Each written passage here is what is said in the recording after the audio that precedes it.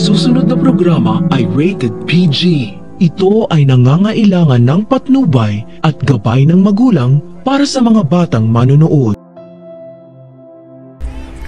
Si Doc RJ na mismo ang nagsabi na maraming tinatagong sikreto ang papa nila matapos nilang malaman na may sinusuportahan palang isang children's shelter si Lolo Pepe. Kaya nang malaman ni Annalyn na nagpe-perform pala si Lolo Pepe tuwing Pasko para sa mga bata, hindi sila nagdalawang isip ni Justine na mag-perform kapalit ni Lolo Pepe. Hanggang sa makilala ni Justine ang batang si Andoy sa children's shelter dahil pakiramdam niya magaan ang loob niya sa bata na tila hindi niya maipaliwanag.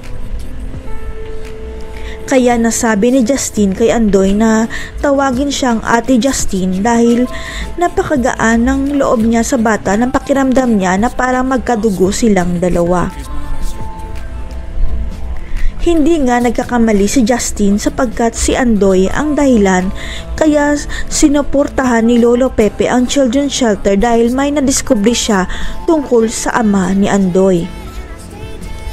Noong hindi pa nakoma si Lolo Pepe, may lumapit sa kanya na isang babae na nagpakilala na siya ang tunay na ina ni Andoy at ibinunyag nito ang nakakagulat na sikreto.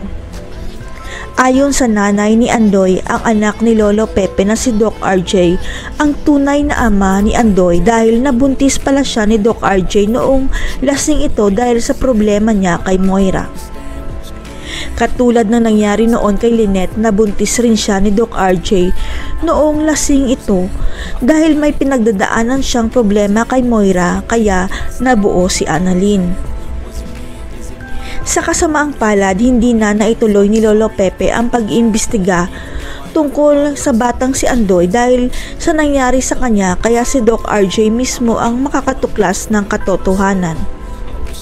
Ang katotohanan na may isa pa pala siyang anak sa labas na kapatid ni Annalyn kaya mahahati sa 3 apo ang pamamanahan ni Lolo Pepe sa pagdating ni Andoy. Kaya kailangang magising na si Lolo Pepe para masabi niya na si Moira at Zoe ang nagpakidnap sa kanya para mabigyan ng hustisya ang malagim na sinapit niya.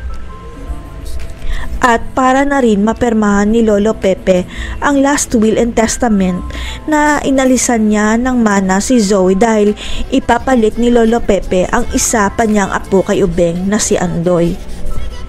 Kay Andoy kaya mapupunta ang ipapamana kay Zoe dahil isa siyang tunay na tanyag.